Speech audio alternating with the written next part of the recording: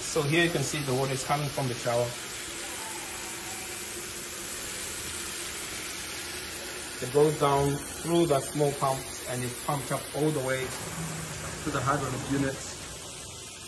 We then cleanse it as grey water.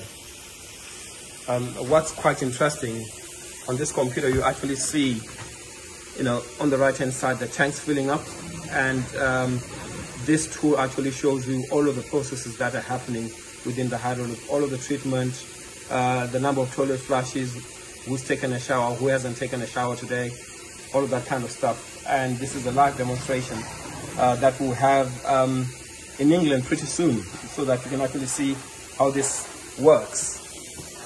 Pretty impressive stuff. And this is the kind of stuff that is really going to help us address the existing water crisis in the UK. I think that's a fantastic kit, and we can certainly save up to 45% of water that is being used in domestic properties using this fantastic hydraulic unit, grey water recycling system. Contact us and we'll tell you more about it and how you could actually use it to service your developments. Thank you very much. Bye.